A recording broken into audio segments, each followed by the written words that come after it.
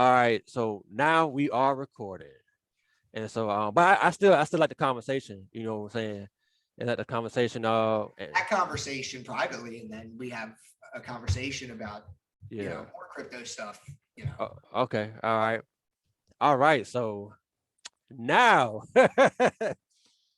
now we are going to start. Okay. So the question of the day is, how did you get into Harmony?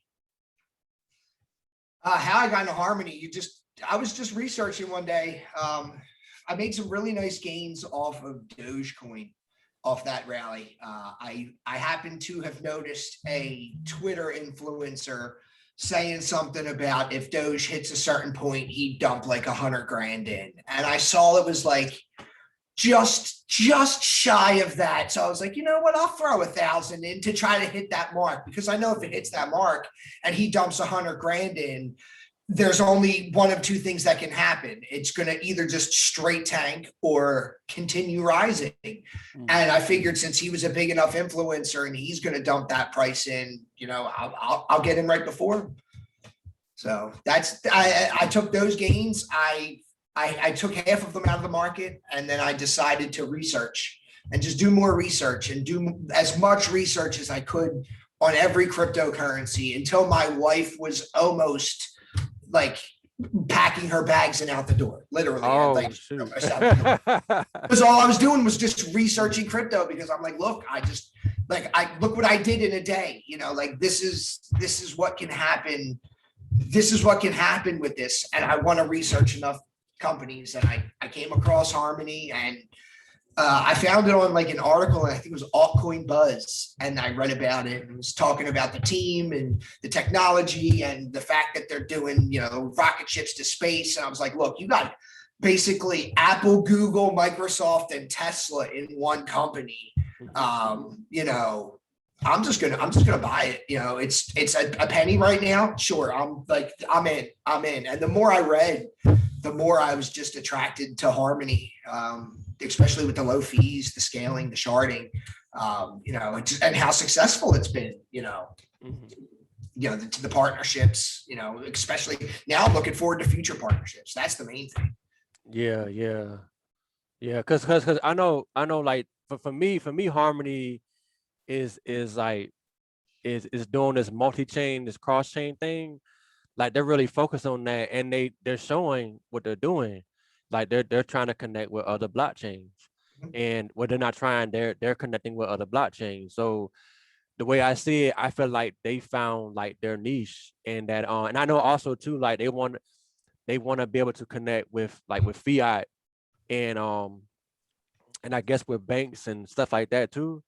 So I feel like that's what they're fulfilling for cryptocurrency, is that all these blockchains that they have like the things that they do or whatever, and that make them stand out. I feel like that's what makes Harmony stand out, is that that if you want to get to any other major blockchain, you can go through Harmony.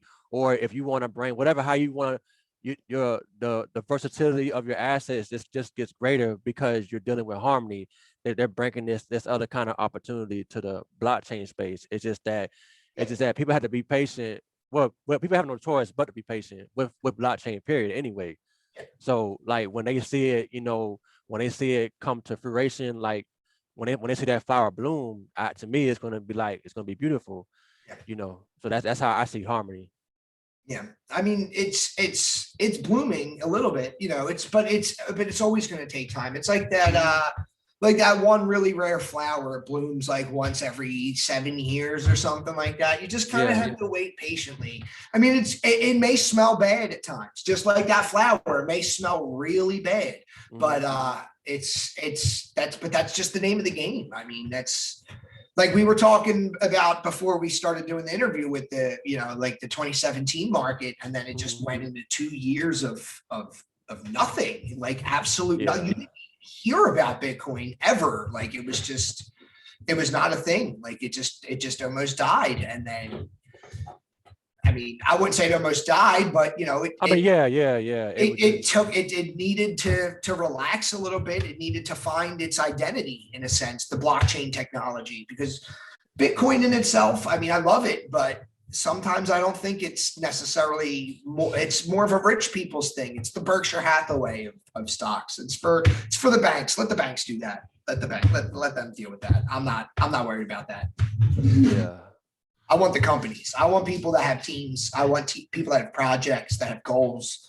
Hey, I won't knock investing in gold or Bitcoin or anything like that, but teams matter to me. 100% teams. Yeah. I'm all about retail investing. It's teams, always teams. Yeah. That's and the second is the entry point is, is better. Like, cause like when I know like Big Boy, right? So he already has a lot of money like he made from crypto. So he talks about like he got Bitcoin, he got Ethereum, right? But he owns Bitcoin.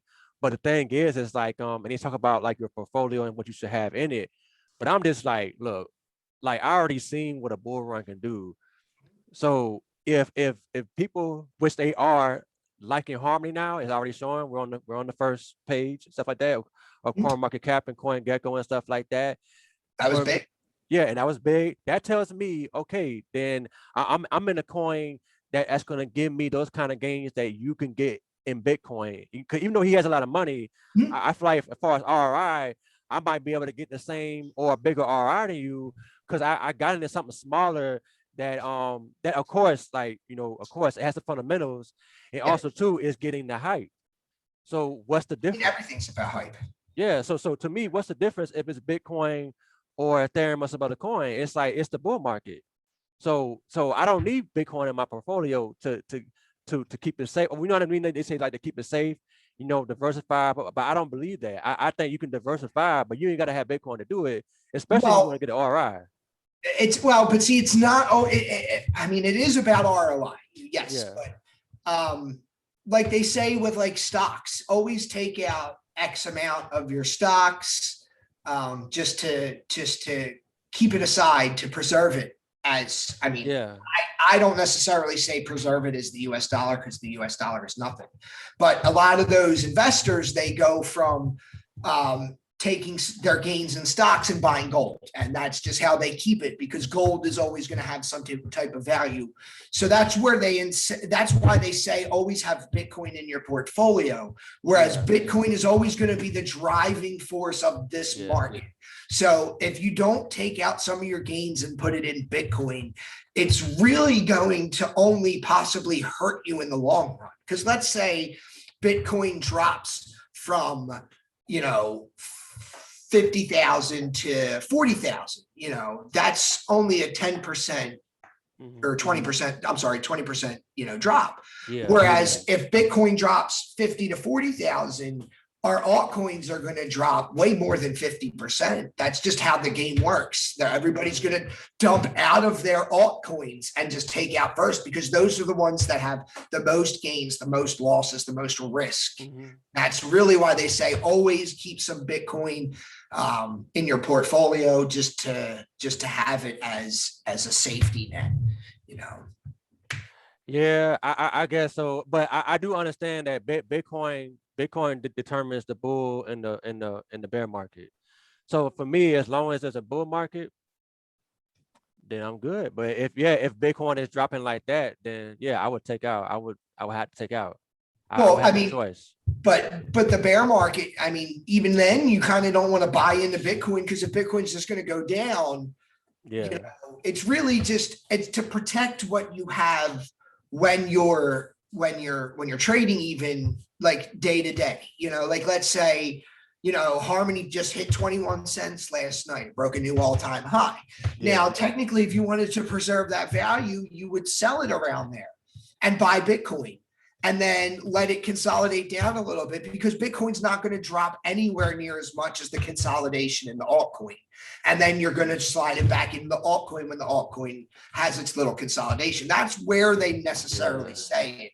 Because if you just sell it for, a stable coin, if you're trading it, like you're not risking it, but you could be putting it in Bitcoin and look what happened. Bitcoin, what was it, 50 to 56,000? I haven't checked it today, but it jumped up, over 10%. Because if you slid some gains over while it was 50% or while it was 50,000, you'd be making 10% just off that, just on some preservation of your assets. That's really all it is. Preservation. Yeah. Well, I'm gonna wait to the bear market and then I'll talk about the preservation, but yeah, but I do understand that. I do understand that. But for me, all I do, I'm just buying and I hold until I see that those big moves on big parabolic moves, and I know I have to start taking off my stuff because I know like what's gonna come right behind that, and then that's when I would be like, okay, this is what I'm gonna put it here, I'll put it there, or I wouldn't put it in Bitcoin yet because I feel like that's when Bitcoin, I want Bitcoin to drop. After it drops to a certain little bit, or I don't know if it's 85 or 60% or whatever like that, then I'll get into Bitcoin or I'll cash out some, whatever like that. But that's where I'm looking at. I'm looking at that starting towards the end of the peak of the upward curve or whatever before it starts to tip down. That's when I'll start skimming off my alts and stuff like that to really cash out. I mean, I think it's a completely different market than 2017. 2017, you had a lot of early investors in Bitcoin that haven't lost their wallets or lost their computer or threw away the hard drive. A lot of those early investors that had a lot of Bitcoin, they sold out when that bull run ended because they had a lot of Bitcoin and they had a lot of value where it's spread out a lot. Now more time went by where you have more people that lost hard drives, lost wallets, lost passwords, stuff like that. So Bitcoin determining the market is only going to help the market go up. And that's really what everything follows Bitcoin in a sense, because if Bitcoin rallies, the altcoins kind of dump off a little bit because everybody wants to catch that rally, that trend. So do you think that Bitcoin is going to like fall, or you think it's going to like if steady? If it falls, it's only in a sense of some whale dumping out or maybe two whales dumping out. But it's like the whale comparison now for Bitcoin compared to 2017, it's not as spread out. It's a lot smaller now, and they don't have as many tokens as the whales did in 2017. Like that's really what it came down to. Block heights were huge still. Like nobody really ever consolidated out of what, like all those, the block height, the early mining, you saw like drops from 1,000 to 100, but I mean, really what was that? Like there were great gains. You had a lot of people get out, but you had a lot of people getting in, and then you had those same people that were selling out at 1,000, buying in at 100 again and buying in at 150 again, because they saw those massive gains before. They're like, look, I know what it's going to do. This is a great buy-in, I'm going to buy in. And then they all push the price up. So do you think that that this time around that billionaires or people who have like multi-millionaires, you think that they're using it for more of a store of value? I mean, of course, like they're using it. They're using it as a store of value like gold, because it's not as rampant as it used to be. It used to be, like I said, a lot of whales had a lot of coins. Whereas if you look at people that are whales now, they don't have anywhere near as much as they did before, and there's just not as many. It's just when you're buying at 40,000, you can't accumulate as many as you could if you were buying at a couple thousand a piece. That's like the Winklevosses, they have a lot of coins, but they have nowhere near as many as some of the regular Joes that had it in 2017. People like you and me had way more coins than what they had in 2017. Not that we necessarily had that many. Yeah, coins. Yeah. Saying, like I know it's just what you mean. People that lived in a regular house that just had regular jobs. Like one of my mom's friends was a miner back in like 2012, 13, 14, 15, and he never sold any of his Bitcoin. He said he's just holding it. He's just, he stopped mining years ago, but he's just holding it. He said his first kids when he passes away, he got them each wallets and stuff like that. So he has a lot of Bitcoin, a lot of it. I have no idea what he has, but Wow. I live in a regular neighborhood. Like I don't live in a rich people neighborhood, and he lives 3 streets over from me. So we don't live in rich houses. We're just people that want to keep our money in something safe that's not the US dollar, because it's not safe. Yeah. It's awful, but it's awful to say that, but it's not safe. Like I Yeah. hate to say that. Yeah, that's definitely true. That's definitely true. So you think that what about Ethereum? You think that Ethereum has a place and I would say like 9 years from now, like 2030, you think Ethereum would be like the top altcoin still, or do you think something will take its place? Everything has its place. Every coin has its place.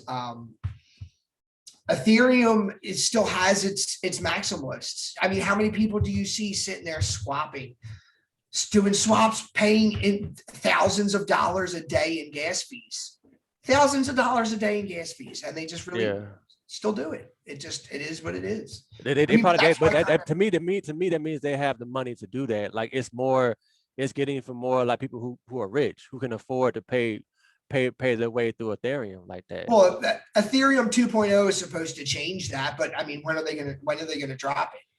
I mean, they better hurry up, because you got exactly like they said we're going to drop it in December, and they still haven't even, was it going to come in the summer now? Yeah. But then again, I don't want to call Harmony an Ethereum killer, because it's not an actual Ethereum killer. It's Ethereum patcher. But if they're going to drop a 2.0 and basically try to do the same thing as Harmony, does that mean Harmony's going to die off in a sense? No, they're each going to have their own niche. Some people are going to want to stick to Ethereum. Some people are not, and I think Harmony's going to take off for more reasons than it has way more applications than Ethereum, to be honest. Yeah, one thing I think about Harmony, like on that token right there, because that's kind of I think the other question is about like if Ethereum 2.0 comes out, like what will happen to Harmony, so that's you really already answered that question right there. Well, I mean, I don't think Harmony is going to necessarily dip off, because Ethereum has a pretty big ecosystem right now, whereas you can use it with MetaMask for anything, Rarible and the OpenSea, and there's all these swaps that use Ethereum. So I really think it might just boost Ethereum up. And the only reason why Harmony would see a dip is because if people wanted to just hop into Ethereum for either the gains or just the usage on top of Harmony. I don't necessarily see Harmony falling off because of it, because it's going to have its own ecosystem. It's still very early in Harmony, and it's 20 cents, Well, it's already ahead of the game with sharding. Yeah, because it's already it's ahead of the game with any right like any other blockchain. No one has sharding. No one has sharding on mainnet the way that Harmony does, right? Because I think well, I mean, basic attention token uses sharding. Ethereum 2.0 is supposed to be using sharding, but again, that's not out yet. I think Polkadot has sharding. There is a couple tokens that have sharding. Zilliqa is another one, but Harmony's just ahead of the game. Their production is fantastic. Because ain't Polkadot and Cosmos like they call it like the internet of blockchains, like they're like separate like parachains or something like that. I mean, it's more of a the parachains.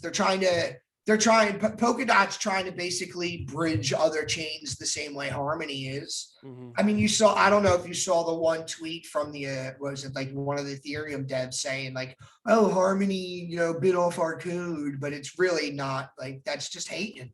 That's because they know Harmony. They built the code from the ground up, right? They built it from the ground up. Yeah, Harmony's gonna like I said, I don't want to call Harmony an Ethereum killer, because Ethereum is gonna still have its own environment and niche. but it's going to take a while for that to fall off, and harmony is going to take over. At least in my opinion, that's the number one. I saw a lot of people raving about Atom Coin, and it was a Cosmos coin, and Polkadot. I mean, I hold Polkadot. I stake Polkadot. So I mean, it's predictions for the future in a sense, but I still hold majority of harmony. That's where most of my, I would say, my fiscal technical holdings are. If you want to go about physical coins, I have other coins that are literally nothing, but I have more of those than I do of harmony, but they're not valued anywhere near as much. Oh, okay. Yeah. What was I gonna say? I did a video, and I think I did it. I don't know if I did it last year or beginning of this year. You ever heard of Secret Network? No. So like they're on Cosmos, right? But the Okay. thing was like I was just checking them out, because like when I made my channel, I was just talking about like anything crypto, trying to get content out. So and then so along with like the Matic and the Harmony videos that I posted, I saw one about this privacy coin or privacy blockchain or whatever that's on Cosmos. Okay. So I went and looked into it, and I was like, okay, so you can take your Ethereum assets, and I was interested in this cross-chain stuff. So you can take your Ethereum assets and put them on here and trade it privately or whatever, right? And so that's supposed to like take care of like permanent loss and some other little things that happen with trading. And so when I looked at their when I looked at the UI, it looked just like Harmony's UI. So I'm like, what? I was like, what the hell is this? So I'm looking, and it was basically the same thing. So I made a video about it, and then I made, but the way I made the video was like I was saying Harmony versus Secret. You know how like people make videos, so that's kind of the way that I presented it a little bit. And I think Harmony they did tell me on a Twitter that we're not against Secret and blah blah blah like that. So I made the second video, and I made like a part 2 of it with it, and I just explained that they're not really against each other like that, but they are using their UI for that bridge to Ethereum. And I was just pointing out that because of their hype, they already had a whole lot of assets on it. Like right now, they probably got like 50 million or more. Right now, the last time I checked, it kept on growing. So like they're but I knew that was because of hype, because they didn't create the actual UI and the code behind it. That's what Harmony did. But I see on Harmony now, like the assets are starting to grow now, because now they're getting the hype. So the technology is there, or whatever. The fundamentals, to me, the fundamentals are there. It's just that you just need the hype. People have to like people you have to start getting adoption. I'll say it like that. The adoption has to come. I mean, but there's different ways of getting adoption. You can do advertising for adoption. You can just dump tokens out to people for adoption. But what you can do is what Harmony did, and they just rather work on their product and let their product create the adoption. I mean, adoption, like you said, adoption will come. And how, like we were talking a little bit ago with adoption, buying Bitcoins, pizzas for half a Bitcoin, that's how you create adoption. You get people to use Bitcoin. That's how you get people to, that's how you grow Bitcoin. Now you have to get people to use their Harmony. And that if you don't spend it on the network, you're not going to create adoption. I mean, look at what Viper Swap has done and what Moki Swap has done in the few weeks that it's been here. Viper Swap's been on for 3 weeks now, and Moki Swap's been up for just under 48 hours or around 48 hours. And then someone pointed out that it's like $2.8 million already in total value locked up on it already. In which one? And in the is it Monkey or was it Money Swap? Moki Swap? I don't know I don't know the full numbers of what's in Moki Swap. Yeah. Somebody said 2 point something million. I wouldn't be surprised. Moki Swap is again still new, so they haven't really I haven't really dug too much into it because it's so new. I've just participated in it a little bit. I was getting ready to do a video about it tonight, a little, like, honestly, after we finish our call, I'm probably gonna do a Moki swap video and how to do it. I'm getting a lot of DMs about it. Okay. I've seen a lot of Twitter chat about it. So I'm just gonna Yeah. make my video like I did with the Viper swap one, and that one's been getting a lot of positive feedback. So yeah, look at what Viper swap's doing. They're they were up to $3, I think. Now they're back down to like 250. Moki swap's like 60 cents. Yeah. Yeah. Yeah. So I think that's good, because that's something on Harmony, doing something, and that creates, to me, like that creates more attention for Harmony, For sure. more And attention. that's what I was telling like a few people on Twitter. They were saying, they advertise a lot for Harmony, and they keep advertising for Harmony and Harmony and Harmony. I go, look, if you advertise the projects on Harmony, you're ultimately advertising for Harmony, and you're Yes. advertising for the use of the Harmony tokens, which then creates the ecosystem to go even more. So if you promote the projects on Harmony as much as you promote Harmony, you're gonna, like I said, promoting the projects are gonna actually produce more results than promoting Harmony itself, especially on something that's seen front page of CoinMarketCap now. If you logged on to Binance US last weekend, it said buy Harmony now. It has its advertising. If people see Harmony, they hear about it. Give them some facts, but then tell them what's on Harmony, that you can actually use it, why they need to buy Harmony. That's ultimately why they need to buy Harmony, is these projects on it, like Moki Swap and Viper Swap, was a C Swap. They're doing a lot of NFT work. It's again very early, very early in Harmony. But that's the reason to buy Harmony, because because then people will start saying, because if you look at like are you go to CoinMarketCap, right? And I saw like they have this thing where they have like Polkadot ecosystem. I see Cosmos. I see Binance Smart Chain ecosystem. So you click on it, and I'm not saying any of those things are actually doing anything. I don't know if they are or they're not, but they're there, and they're there for everyone to see all these different kind of coins and stuff like that. So that's making people think more about that, like giving it more reason for it to be the number 3 or the number 4, whatever like that. So that's how I see with Harmony, is that, well, these projects, they start going on to Harmony, then that just gives it more and more and more validation. Because if no one's using your blockchain, and to me nowadays, like with blockchain, it's like, well, who's using it for what? And like and if nothing's happening on it, then like that the hype is gonna like die down. But just like you said, if you keep hearing about projects, that's what I knew about Matic. I was like, I know Matic was gonna get it, because they come out with projects coming on it almost every single day. So I'm just like, okay, to me that's a no-brainer. It's like they're gonna be up there. So, and now like we see Harmony, more and more projects, they get more attention, and now more and more projects are going to Harmony. I think, okay, they could be up there too. Because why not? If Polkadot and them could be up there, why can't Harmony? If Cosmos, so no, why can't Harmony?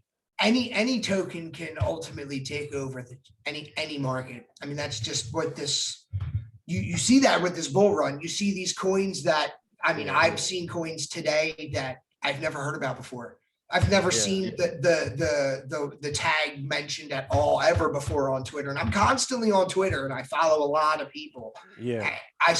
And then all of a sudden they're talking about it today because it went up 500% or 300%. So you can see, like, you just see that it's any coin can ultimately just take over the space. But that's just a hype train in a sense. For ultimate use cases, I mean, like you said, you see the Binance Smart Chain when you go on CoinMarketCap, you see the Polkadot network put up there.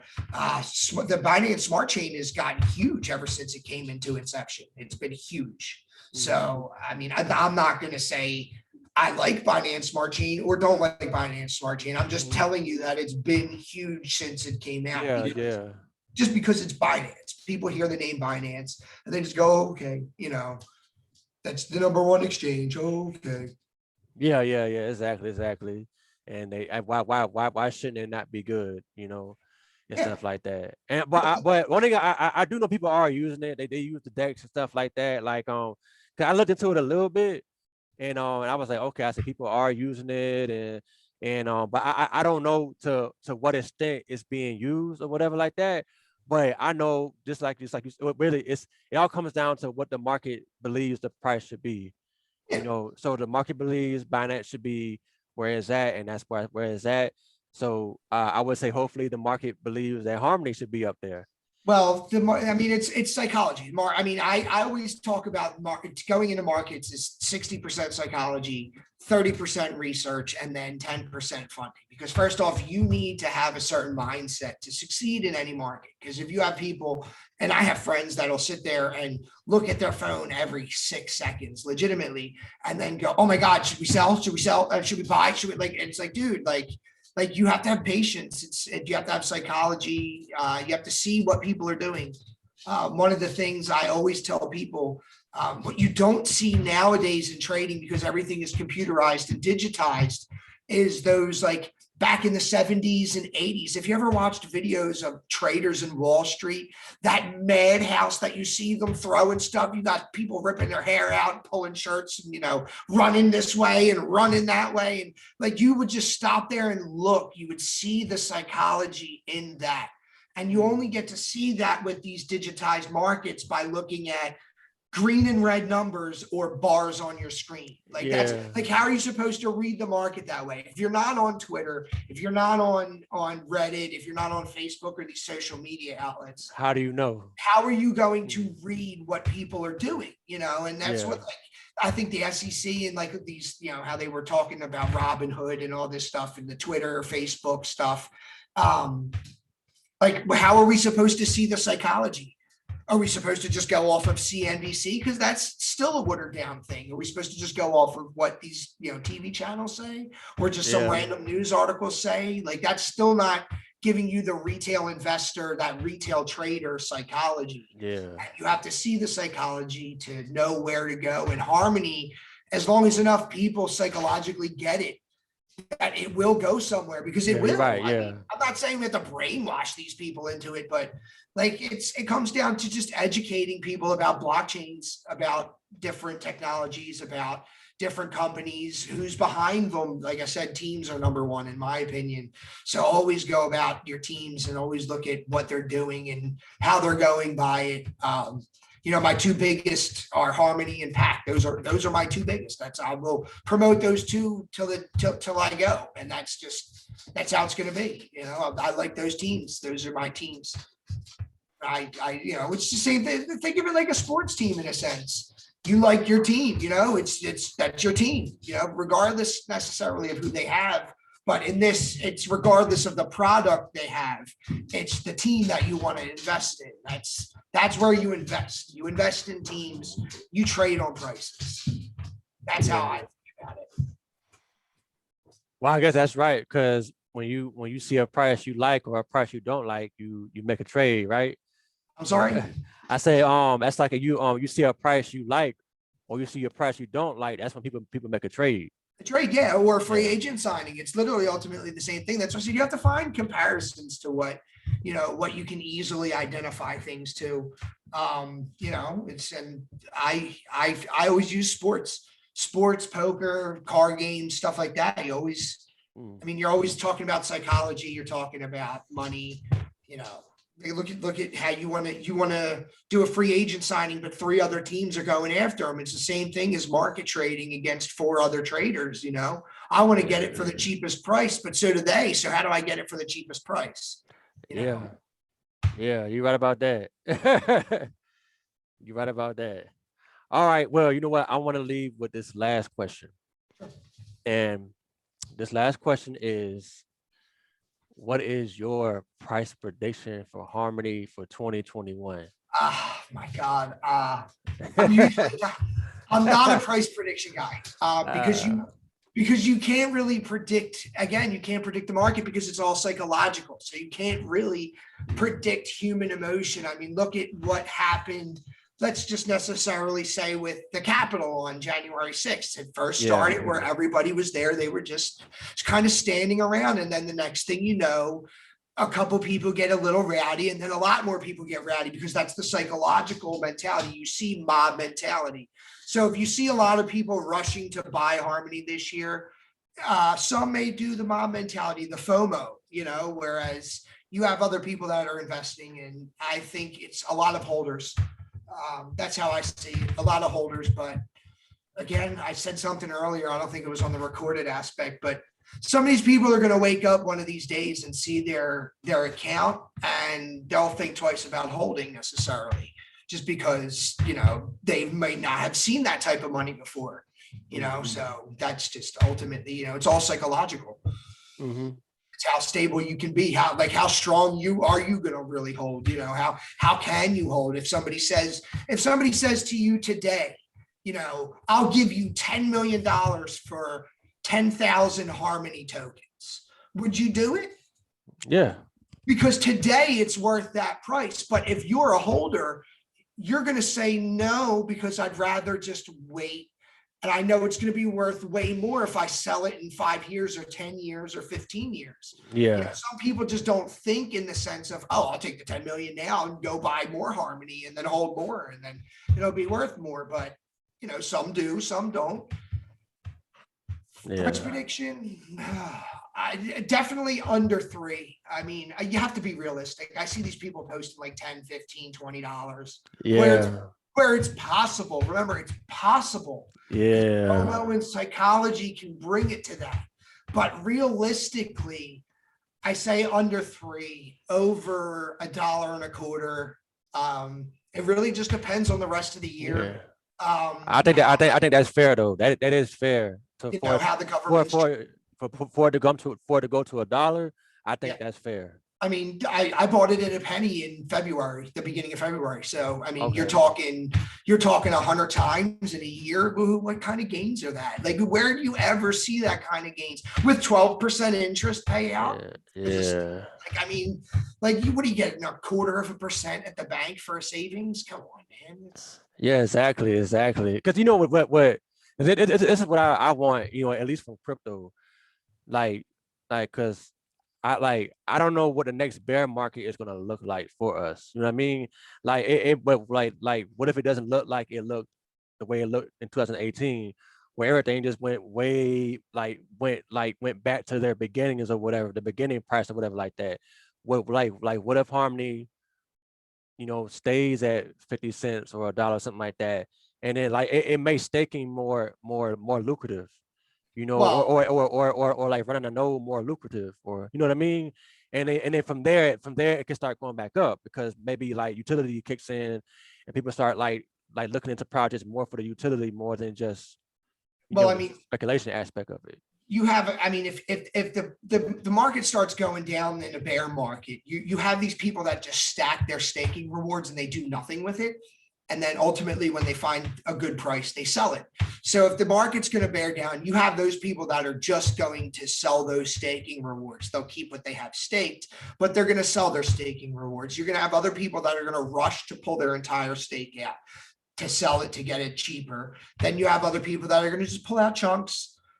You have some people that aren't. The bear market's not going to be this. It can't be the same as it was before, like I said, because of the supply of Bitcoin. Okay. If the people are going to want to get it in too cheap. If somebody tells you tomorrow the price of Bitcoin is going to be $15,000, are you going to sell everything you have today? If they said the price of Bitcoin will be $15,000. $15,000 tomorrow. Would you sell everything you have today to buy all that Bitcoin tomorrow at 15,000?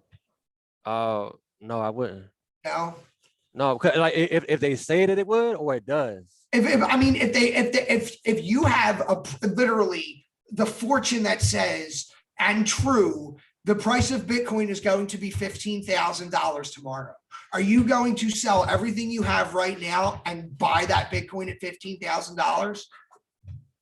I mean, I can't turn it down. If it's a true fortune, then I would have to sell and get my Bitcoin. But so when you see that bear market going down, you're going to see people selling their altcoins. So the bear market's going to push Bitcoin down to a certain price. When people are going to go, oh my God, Bitcoin at this price, snap by. That's really what it's going to be. It's going to be so fast. That turn from bull to bear and back from bear to bull. It's going to be so fast that you're not going to know what to do with it. That's what I'm basically trying to say. Like, it's not going to be the same as it was before, where you had all these people with thousands and millions of tokens that they were staking and mining over years and swing trading from 1,000 to 100 and back and forth like that. So you have, the profit margins,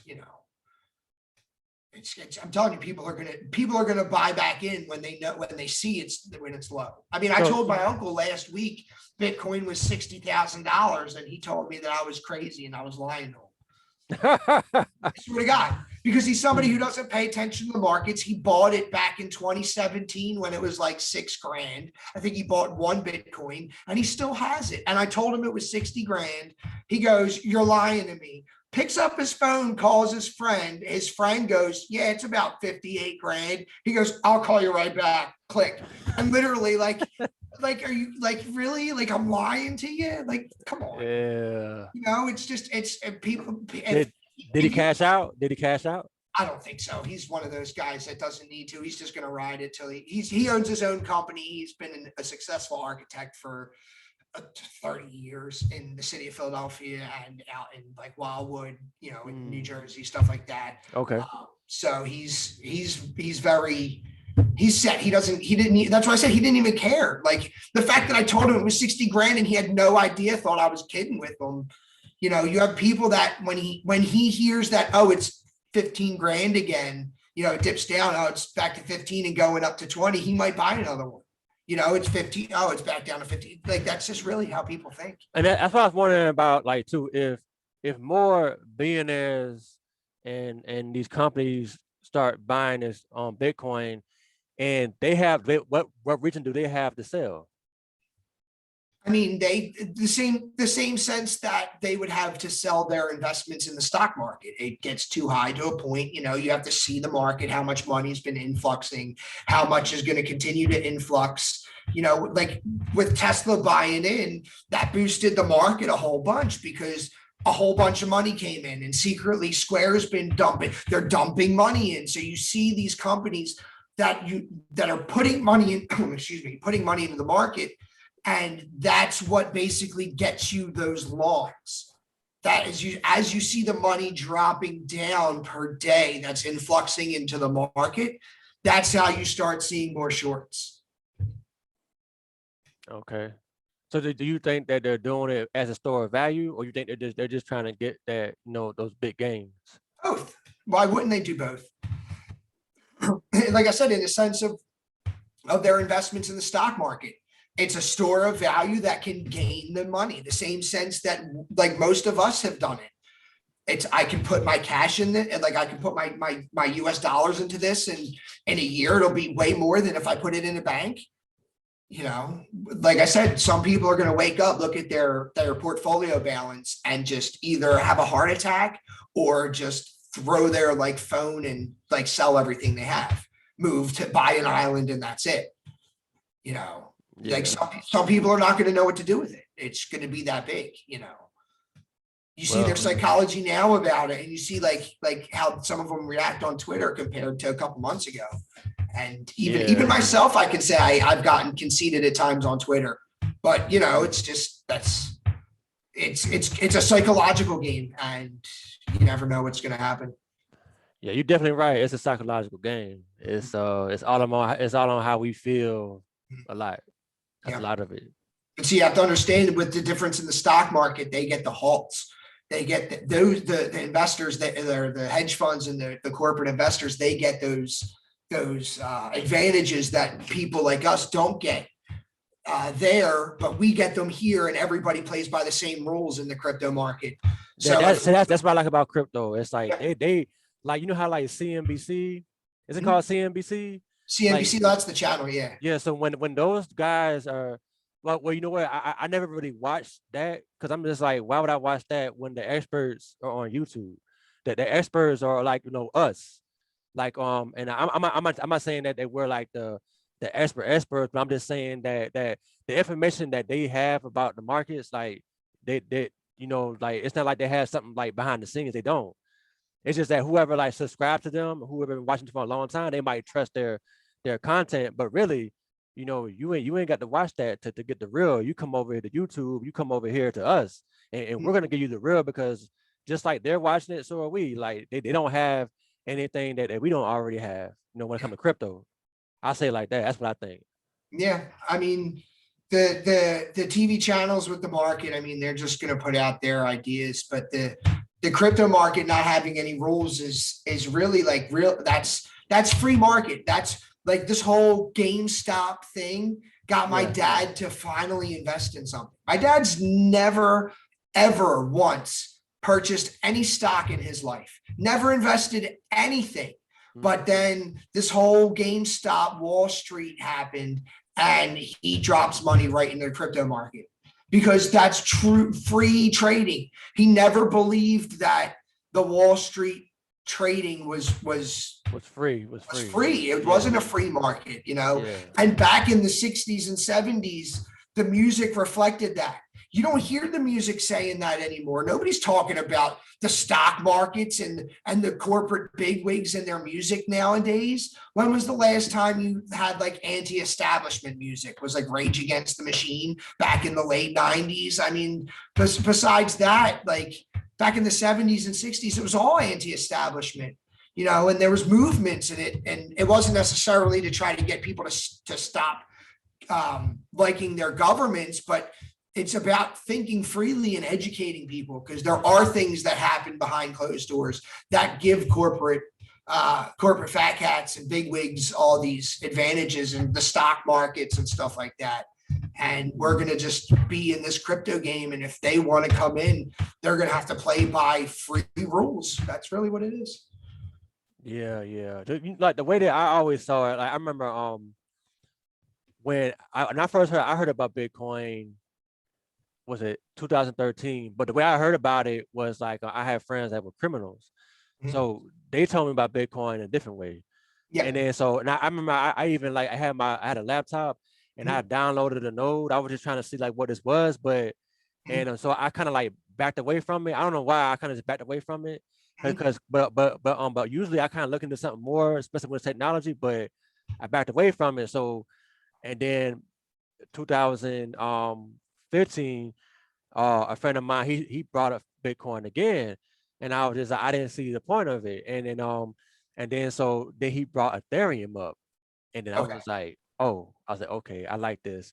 And then he started explaining in the mining, we started mining, and then he Mhm. showed me Poloniex, and Okay. I said, man, this is like the stock market. I said, if we get in now, and then I said, this like the Wild Wild West.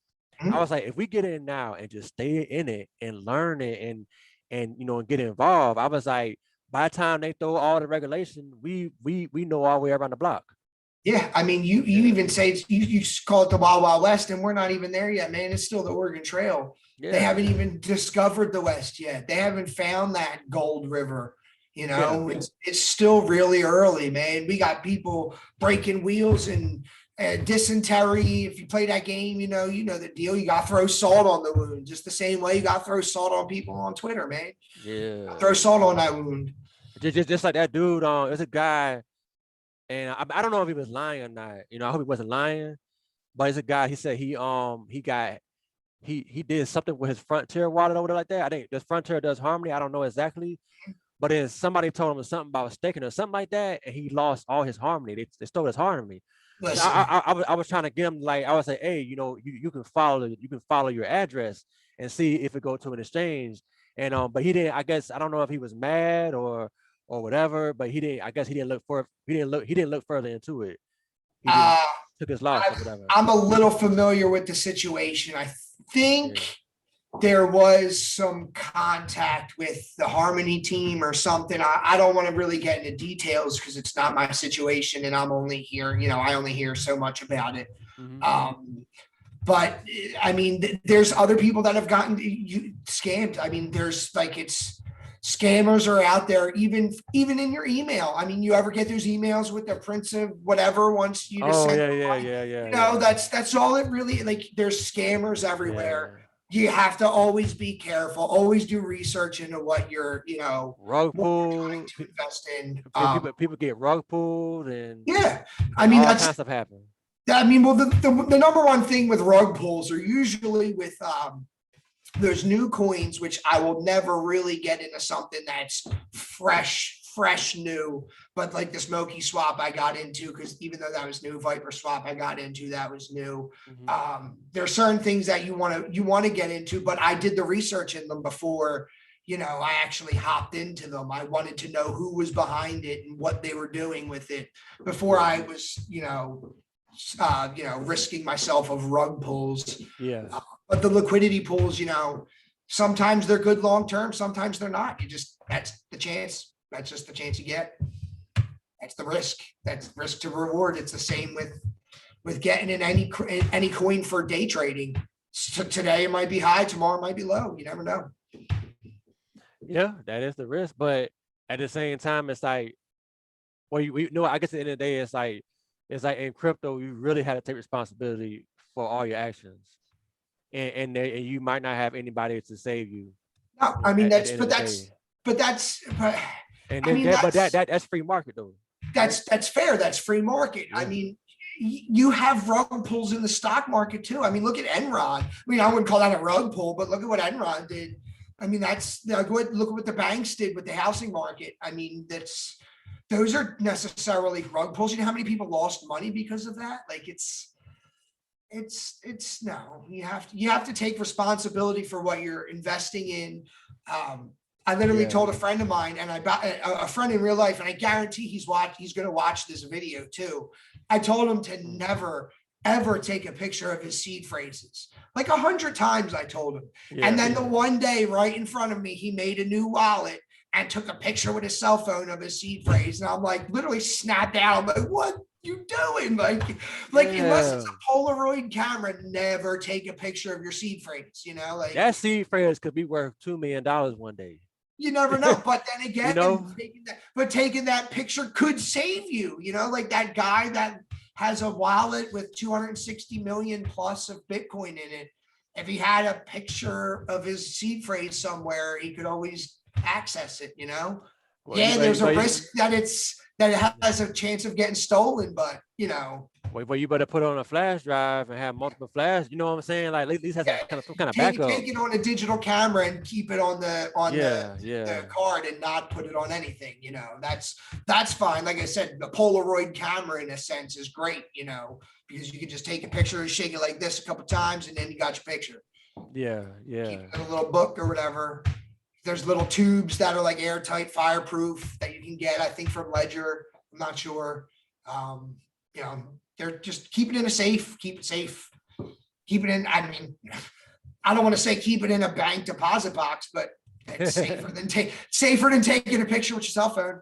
Yeah. I have another friend who's dealing with hacking. Like, I guess his cell phone got hacked somewhere, and his emails compromised, his exchanges are compromised, even his PlayStation network's compromised. Like, they literally got how did they get in his cell phone? How did they do it? He has no idea. I have no idea. Damn. He thought it was something he downloaded on his phone, but his friend has he has 2 or 3 friends with the same thing, and they don't have that issue. So we don't know, man. Some things you click the wrong thing sometimes. Was it his Google account? I think I'm pretty sure it's everything. Everything. Every single account that was linked to that phone is compromised. Yeah. Woo! And he had some crypto money. Like he had money in exchanges. Nothing crazy. Nothing crazy. He's a new adopter. I had a lot of new adopters this past couple months, especially since December.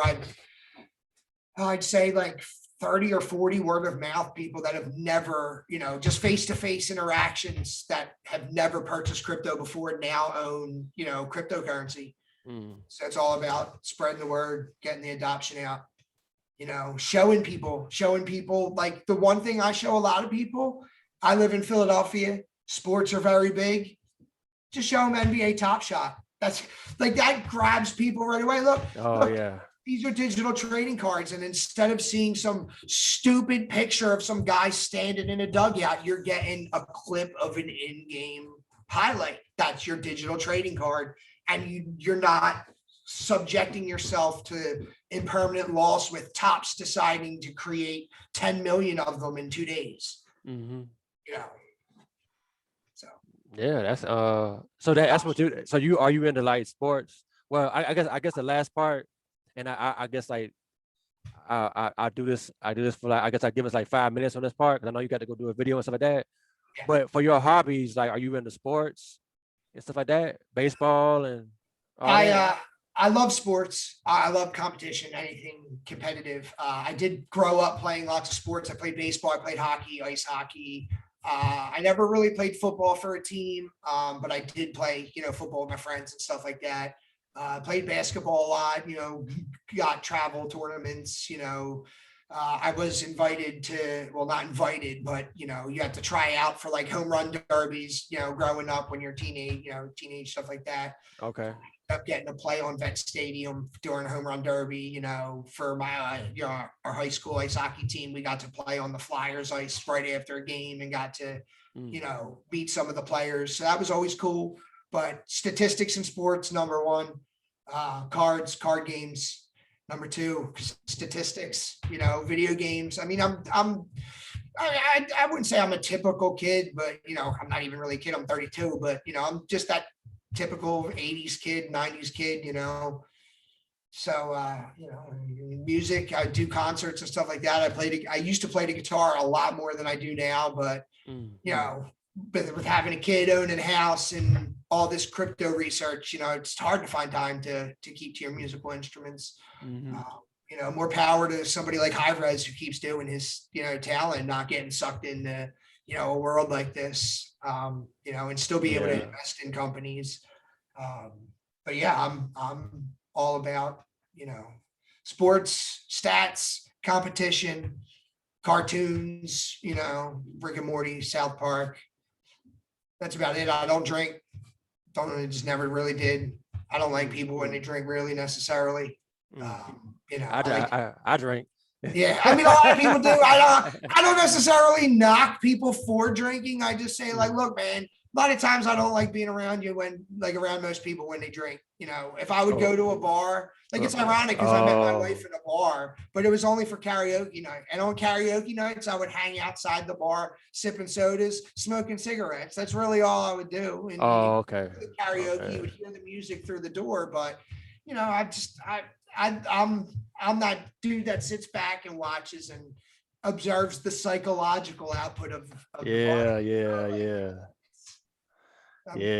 So some people are obnoxious when they get drunk. Yeah, well, it's not even necessarily obnoxious, but you can hear, like, I know a lot of people that they'll talk like this every day on a normal basis, but then when they start drinking, they start talking like this and they start screaming, and it's always, it's not necessarily obnoxious, but they're just loud, it's just, they don't have their wits about them.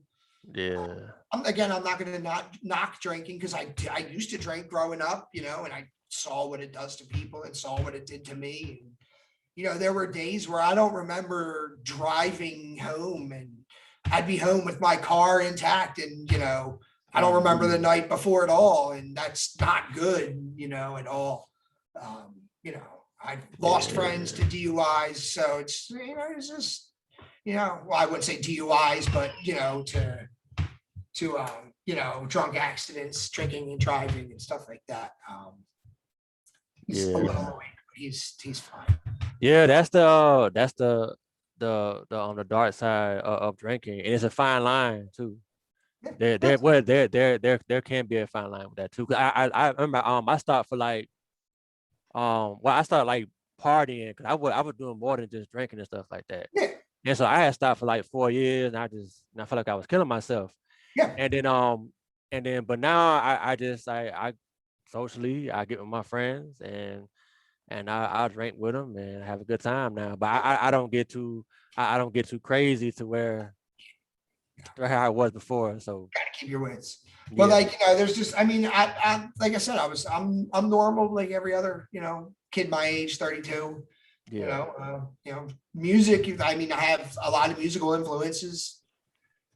311 and like Frank Zappa, like how we were talking about, like the older music, they were a lot of like, not necessarily anti-establishment, but they just Yeah. talked about more government stuff, like a lot of Mhm. the, Jimi Hendrix and like a lot of the classic rock. And I still listen to rap and I still listen to rock, newer age rock, reggae. Honestly, the only thing I don't listen to is country music, Uh, U2, Tom Petty, Sublime, and Green Day, and Nickelback because everybody hates Nickelback. But that's uh, that's that's like basically my list. If you put on anything that's not those, I can guarantee you I can sing some of the songs. I know lyrics to a lot of songs.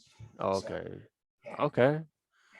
Well, I say you have a good array of hobbies. Oh, I'm I would say that. a borderline Renaissance man. Yeah, yeah. I'm a jack of all trades, master of none. I started out, working, as a like a pizza delivery guy, and then I was like in sales at like car dealerships and stuff like that. And then I went to doing chef work, plumbing work. Now I'm doing pharmaceutical work after taking some time to do a little bit of studies about it. You Mhm. know, but even when I did schooling, it started with like I left high school and I went to college to do sports management because I love sports. Sports management. That didn't really like it. Didn't really like that aspect of it too much, so I stopped doing that. Then I went for automated manufacturing and robotics. That was cool and all that, but didn't really like it too much. Then I went for culinary, and it was just you try everything. Always expand your knowledge on everything. Don't stick to any one subject ever. There's always something to learn. Even people when they go, "Oh man, thanks for your help," in this, and I go, "Look, man, I still ask other people for help." Always do research. Always learn everything. Teach yourself something new every day. If it's a new word, a new hobby, something new, something. I don't care. Even if it's how to spell a new word, teach yourself something new every day. That's Mm. what I do. That's good, man. That's good. That's good. Well, I had a great conversation. I love it. I would say well, you and Crypto Angel Network, Yeah. y'all are very, very unique, and y'all have like a high volume of conversation. I'll say that. Thank I you say very it like much. that. Y'all have a good like array of a mixture of conversation. I would say that because It's she was interesting too, like with her spirituality and mm, all that stuff like that. So, but yeah, like you definitely bring some other kind of energy it's there. all your ecosystem. I mean, growing Yeah. up in Philly, multicultural, everything. You got to know about everything in Philly because people here won't Mm, they won't tolerate ignorance. They'll just stay straight up. Like even with our sports, you see like our mm, fans, we'll throw D batteries at a baseball player. We don't care if you're going to be ignorant. We're gonna show you that. We'll throw beers at you. We don't care. We mm. really don't care. Yeah. Philly's very passionate, and we're all passionate. And you have to not keep to yourself. Always expand your ecosystem. Like I was saying, expand your ecosystems, expand your knowledge. Otherwise, you're just one-sided and kind of boring to talk to. Like Yeah. it's Yeah. you know. My wife says all you talk about is crypto. It's because I talked about everything else with you. I got nothing else to say to you. This is what's Yeah. new right now. Like I got nothing else to say to you right now. This is what's Yeah. new and this is what's going Hey, on. but you but that when that money start going up, she gonna listen in. I mean, but like even still, like she goes, that's just your fake electric money. It's like, what's your bank account? You sign on to your bank account. It's fake electric money too. Ones and zeros. Ones and Yeah. zeros. Yeah. Oh, well, does it pay my bills? Well, actually, it did because I took out some money when I hit on Doge. So yeah, it Yeah. does. Yeah. Yeah. Yeah. We're already prepping for like Disney World for Christmas. I did a nice little thing on Valentine's Day. And I mean, Mm, it's not really nice because I said, instead of getting you a gift, we're taking our Christmas money that we mm. spend on everybody and we're just going to invest it in the market. And then we're just going to buy everybody a trip to Disney World, like the family, we're just going to do a family trip to Disney World. Us, her sisters, they live down there and all that. And, my family, they want to go. So, we're just going to do it. Well, at least she's letting you, do this crypto. She's not. She doesn't have like the resistance or whatever. I mean, there's resistance, but Uh. ultimately it's my bank account. I can do what I want with it, Mhm. I mean, I respect her, her input on it, but in the same sense of if she wants to go and get a tattoo or 2 tattoos that cost $1,000, I'm going to say, all right, go ahead. I don't really like it because I think it's borderline a waste of money. I mean, I have tattoos, but like I spent $30 on this tattoo. So I don't, it's all about how you do it. It's just, I mean, I'll tell her, yes, I don't like it, but go ahead and do it. The same sense if you say, I don't like you investing in crypto, but go ahead and do it. That's really what it came down to. Yeah. It's, Okay. it's mutual respect, mutual trust. If there's something you really don't like, you have to just make it obvious that, hey, look, I really don't like that. Don't do it. And if she says something like that, if she says, take all your money out and stop investing, I possibly would. I might leave a little bit in, sneak it. But like if I pull out 50 G's out of the, 85 right now, like what would it matter? Would she say no? Would she know? Would she just be like, oh man, that's great? So, it's you just gotta do what you do. Be respectful. No. I mean, I'm still alive. I'm 32. I got a kid, so I haven't dropped dead yet. Yeah. Marriage hasn't killed me yet. So yeah. I'm 36. I'll be 37 July the 2nd. I'll be 33 in August. So in August. Okay. Yeah, summer baby. Love that summer. Okay.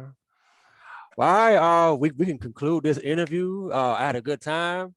You are very dynamic, man. I would say that. Time to make that monkey Yeah. swap video now. Yeah, that monkey swap. Yeah. And I will check that out. All right, cool. And yeah, man. And Thanks for hey, having me. and one more thing. I want to do a video with like I want to try to get everybody that I did a interview with, and when harmony goes to $1. Hey man, I got a kid, dude. I don't go nowhere. I work and I got a kid. I got it. Like, where am I going to go? I'm just going to be at home. Just when it gets to $1, you might see me dancing on the stream, but that's about it. Hey, you can be the only one. Crypto Angel Network. Her name is Joanna, whatever. Like her kid, like he was kind of in our stream because like and if like her like she kept blotching up. Yeah. And so we were trying to figure out why, and we thought like because he was on his little game and he was taking up all the data. So she was like negotiating with him and stuff like that. I was gonna put it in there, but when my channel got terminated, I was trying to get all my videos back. And I ain't have time, so I was like, well, I gotta just cut it out and push it out and stuff like that. Well, I mean, something's got to stay private too, So yeah. But all right, man. I can't wait. It was great. It was finally great to actually have a conversation that's not on Twitter, Yeah. It's exactly. And that's what I wanted to do. So I'm glad you did it. I highly appreciate it. Thanks, man. Thanks for having me. All right, man. Have a good night, man. You too. Peace. All right.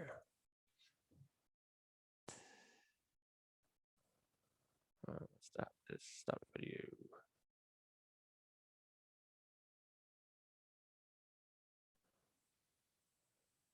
Okay, stop recording.